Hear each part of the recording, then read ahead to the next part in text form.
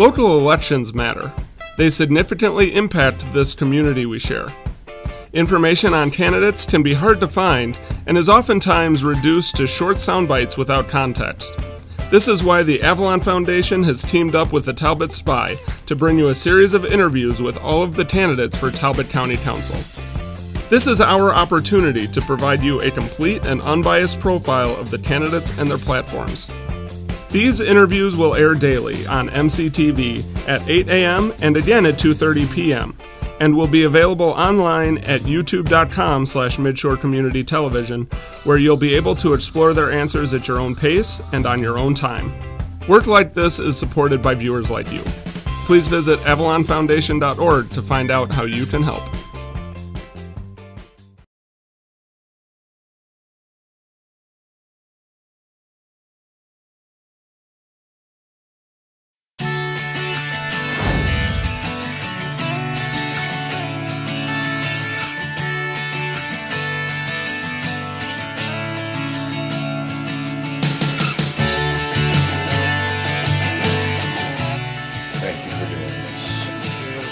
I always think it's best to start with biography. I just, how did you get here? Maybe you were from here, but, it's always interesting, the journey, before we get into the nitty-gritty stuff. So how did it all work out for you? Okay, so in 2010, I went to a budget hearing, basically, in Talbot County. And from that budget hearing, I heard the teachers talking about the lack of funding for the schools.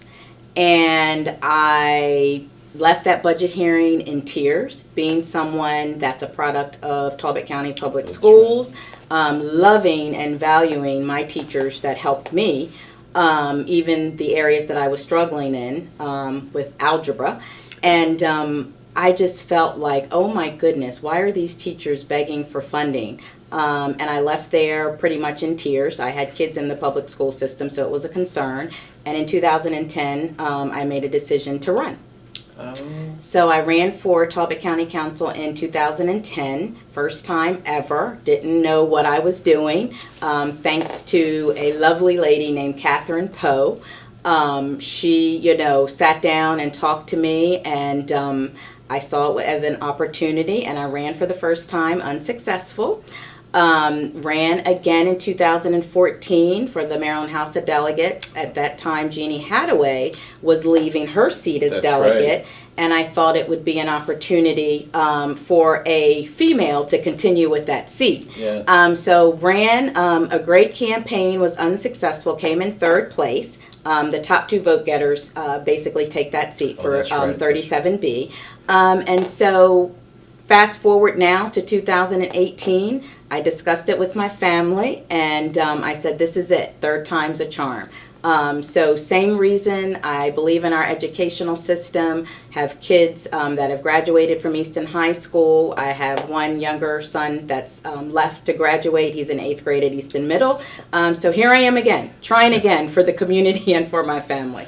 These are one of my questions because, the maintenance of effort model, which the state is still sticking to. That's another issue altogether. But it makes it complicated for counties like Talbot. Yes. We don't really get the best end of that deal. Yes. And so the council, even though obviously the school board has a critical role to play with this, it's the council that passes these budgets. Yes. And they have to make a decision of how much to fully fund that school district or not. Yes. And so I'm just kind of curious if you're satisfied with what the council has been doing over the last couple of years. So I am not happy with what the council has done, at least over the past 8 years that I've been following everything, so 2010 to now. I do believe that we are moving in the right direction. That has the support of the Talbot County Teachers Association in regards to the revenue tax cap, the question that's going to be on the ballot this year for Talbot County residents. I know that ballot initiative is supported by TPA as well. So I do think we're moving in the right direction in regards to education. But we have to figure out a way to sustain funding going into education. And, I don't have that answer, but I think collectively coming together, various different groups, and discussing that would be a good start. How do we sustain education with a, fluid economy, and ever increasing students to the public school system, when you are adding residents in the area? So with that residential development can potentially come additional children going into the school system, thus increasing the number of students in the school, needing more funding. So how do we find a funding source that can help stabilize and sustain the school system without every so many years increasing the property tax? Because we know we have residents that are on fixed incomes, and it's a complex issue. But I believe coming together collectively, building consensus, having all the parties involved and talking about it and trying to come up with a resolution is the best approach. Is there any best practice out there in the state that different counties are handling it somewhere? I've been looking. I've been doing some research on it, and there was a report done, I believe, for the state of Chicago that I had found. And they recommended other ways to bring in funding to help fund the educational system. So I've been looking through that report, and but it means talking to the subject matter experts. And seeing if there is a way. I know there has been other states that have been able to do something with their sales tax. I have not had the opportunity to have a conversation with Comptroller Francho at this time to see if that's something doable, but there are other ways that I've been researching from that report in Chicago to try and come up with other resources other than property tax revenue to go towards the schools. So it's just really, if I heard you correctly, it's not so much that the county has not done some of their job in fulfilling these budget, but there's not some kind of foundation. There's not a secure line of revenue that will keep this at a certain level of excellence. Yes. And Okay. I think, the curriculum, of course, in the school system can be improved upon as well. I mean, we know that other counties, top-notch counties, educational system like Montgomery County and Howard counties, they emerge their kids in languages early on. Right. And so we know that, children's brain develop early, and it's easier to teach them like a new language earlier when they're younger. So how can we look at best practices within our own state, in other counties, to try and add that to our curriculum to make it a little bit more rigorous for our students so that they can compete globally when they graduate. Are you familiar with the Kirwan Commission? Are you supportive of their findings? Yes, and so I am endorsed by the Talbot County Education's Association, Teachers Association. And so very supportive of, their efforts. Because a lot of people are saying that the system doesn't work anymore. I mean, whatever good intentions started the maintenance of effort project, Right. I mean, we're dealing with different realities now. Right. And so, I look forward to working with the Talbot County Teachers Association and, again, bringing them part of the council if elected, and just trying to talk it out and come up with solutions. Fair enough. Yeah. So the other thing that clearly popped up by surprise in my mind was the extension of sewer lines to the Bay 100, this remarkable pushback, at least with certain groups feeling that this was opening the door for development. Some candidates have come in and said the issue is kind of resolved now. It was a tricky thing, but I think we've found a compromise. Did you weigh in on any of this? Did you have some platform related to In regards to the sewer extension? Comp plan and... Yeah, well, my take on it was the fact that we want to make sure that, if systems are failing, we do what we need to do in those areas. However, making it a open end for development is a concern. And that was my concern and continues to be my concern. Although what was passed a couple weeks ago basically stated that it has to be in order for any type of development, and I may not get this exactly right, but there has to be an issue in the original zoning or a change in the area, which is state law anyway. Right. That is the state law for any type of rezoning or change in the zoning. So that caveat was put into the language. So hopefully, that does control development in that area. But this is your area, so to speak, economic development. I mean, what would you want if you do win an election? Do you want to do more things in economic development that you had used in the past in other counties, or what do you bring to the table on that? Yeah, I believe that any type of commercial development, which we have in Talbot County, we have areas that have already commercially zoned land. For example, the land out by the airport. I always use that as an example. There is land that is readily available that can be used for commercial development, be it a headquarters of some sort. We are, I believe, a viable area for technology businesses. Not only in our municipality areas, and again in our business park areas. We have the new park also off of Glebe Road. That's available. So there's land readily available, for businesses. Attraction typically is only about 10% of economic development because it does cost more to attract. But I don't see where Talbot County has done that.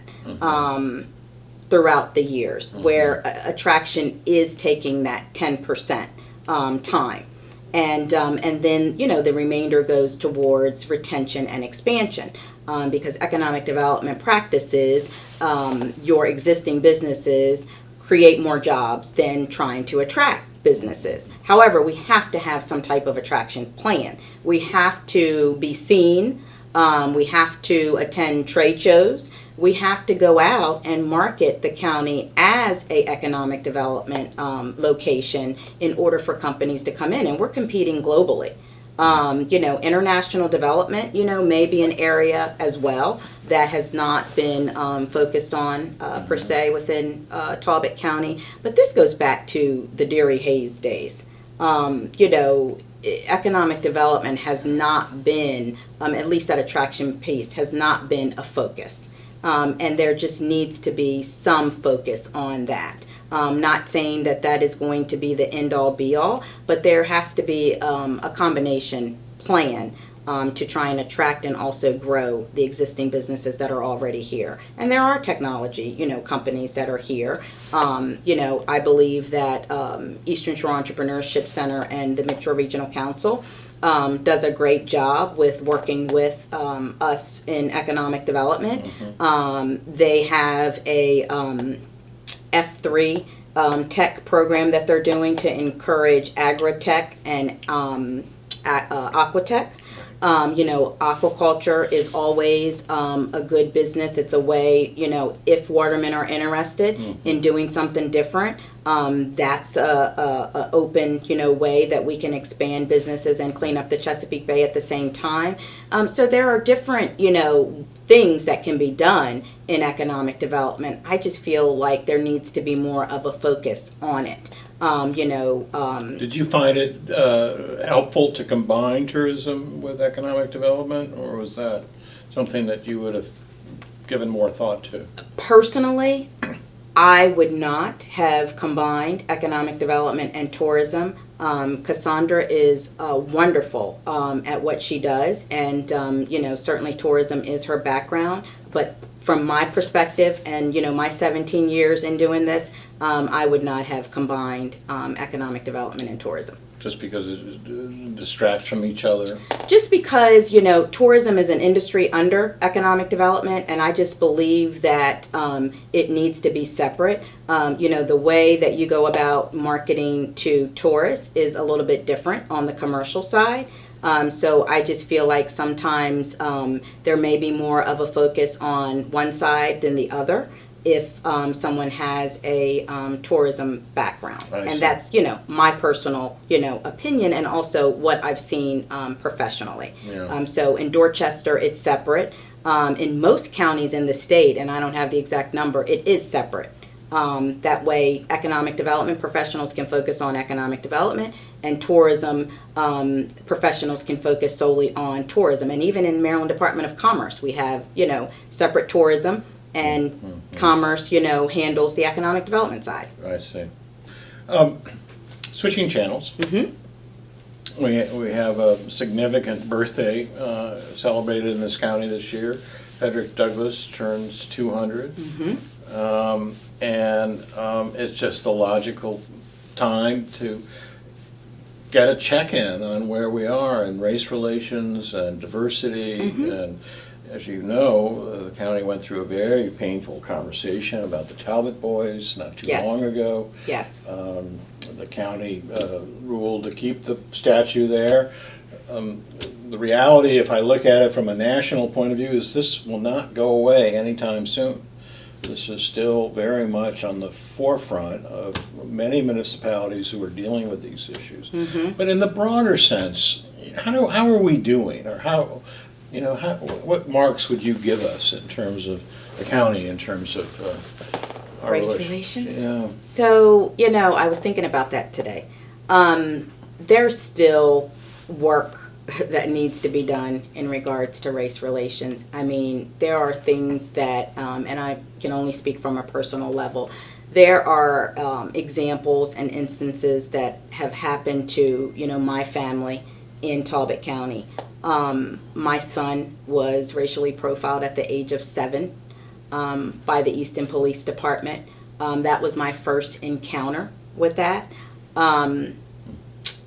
It was during the time when Blockbuster Video was here, and my mother-in-law and I took my son to Peebles to buy him a pair of shoes, and someone had went to Blockbuster and stole a video, and apparently they were an African-American male.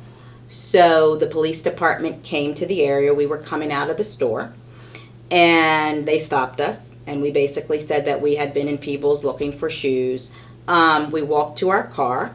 The salesperson, I went back in because as we walked to the car, the police officers blocked the car in, and would not allow us to leave. And so I got out of the car and asked them what they were doing, and they said there had been a theft at Blockbuster. And so I said, well, we explained it wasn't my son, so we need to go. So they wouldn't let us go. So I went into Peebles and went to the sales associate at that time. The sales associate came out and shared with the Easton police officer that my son had been in the store with us the whole time. That wasn't acceptable to them. They then brought in probably 2 more police cars. And by that time I was not happy because I felt like a mother couldn't defend her child, and the police officer and I had words, and they threatened to arrest me.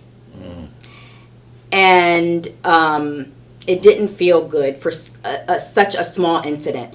So they went to Blockbuster, got the sales clerk that was there at that time, put her in the police car, brought her around.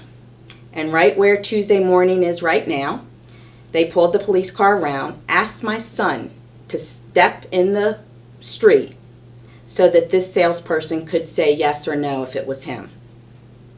And she said no, that it was not. She did her head just like this.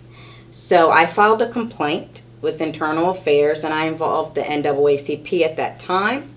Nothing was done, but my son had a fear of police officers from that point on, and I had to call his doctor that evening to explain what had happened, and they had to give him medication.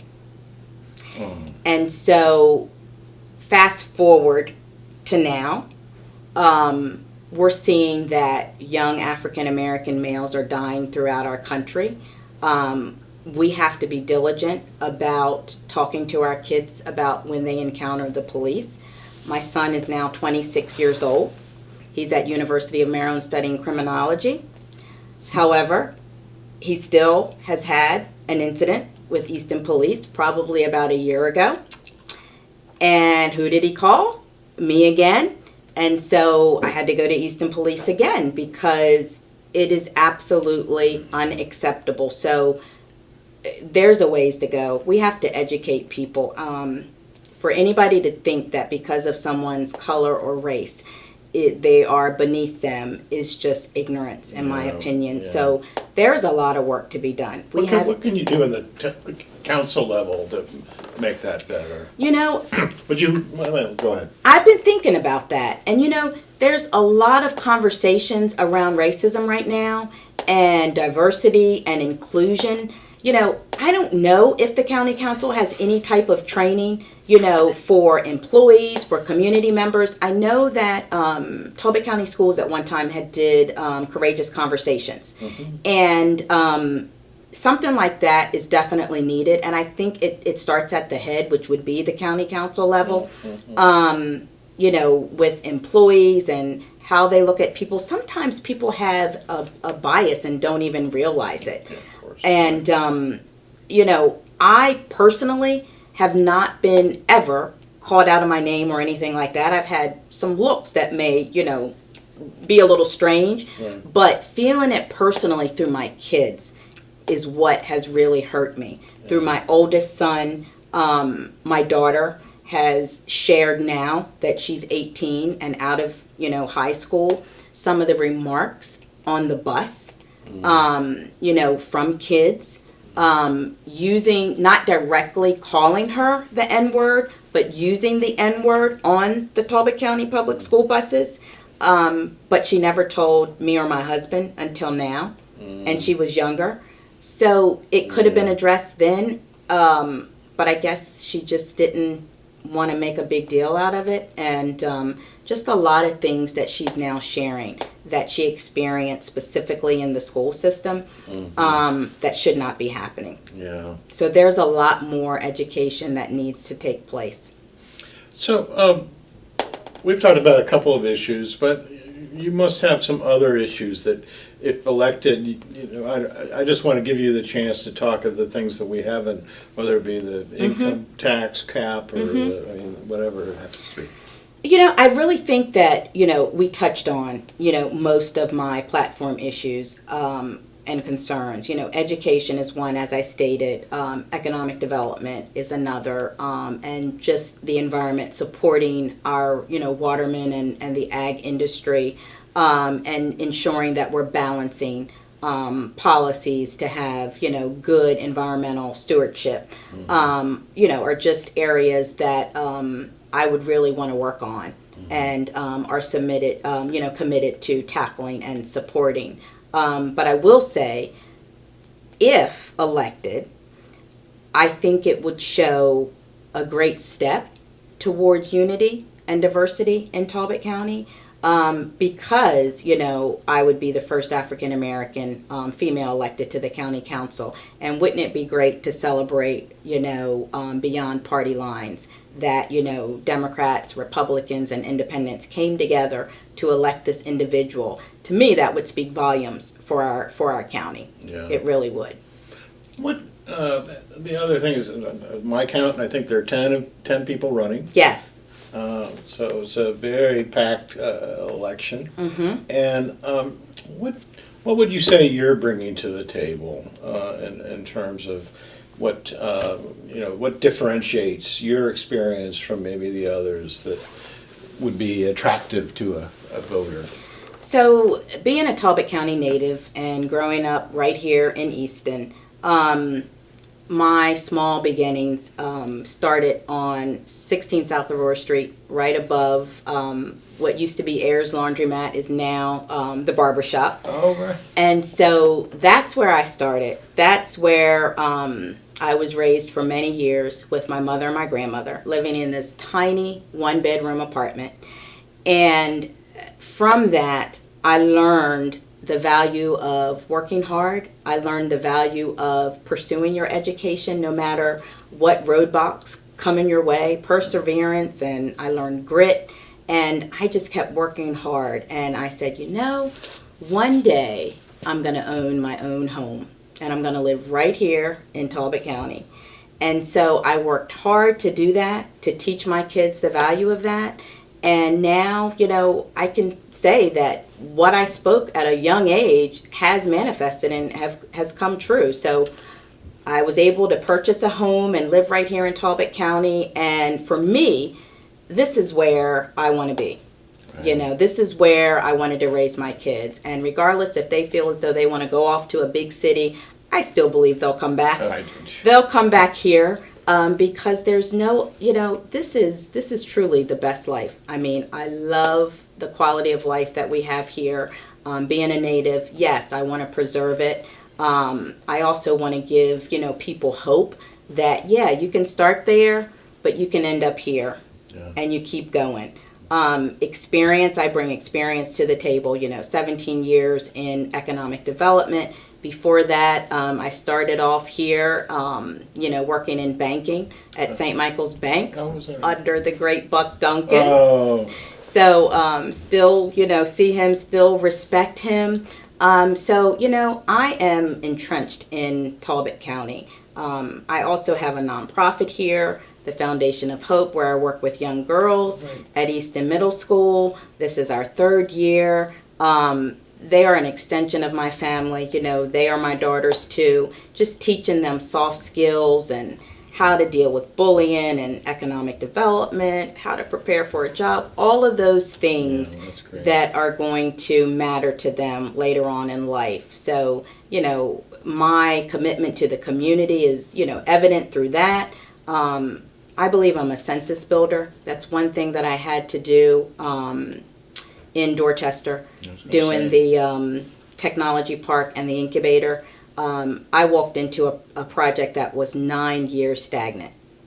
And with that, I was able to build consensus around the table through the city of Cambridge and the county and the state and get our project to where it is today and have the incubator 60% full when I left there in 2016 with technology businesses. So doing that, you had to plan and prepare. You had to network a lot outside of the county, had to work with state organizations, and then serving as the state president for Maryland Economic Development Association, really gives me credibility throughout the state. So the local, at a local level and also on a state level and federal level, I know who to go to. I know who to talk to. And that's not just on a partisan side, but a bipartisan approach. Appointed by Larry Hogan to the Maryland Marketing Partnership Board for Maryland Department of Commerce. So continue to work on that board and help with, our new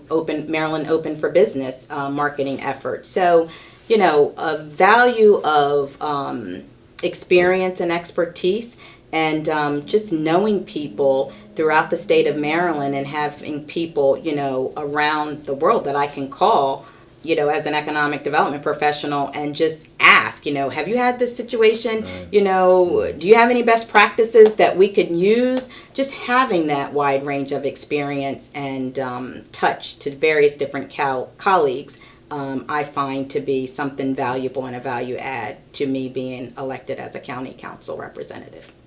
Well, I admire that you're in the arena. Thank you for it takes a lot of energy to do what you all are doing. And thank you for participating. Thank you for having me.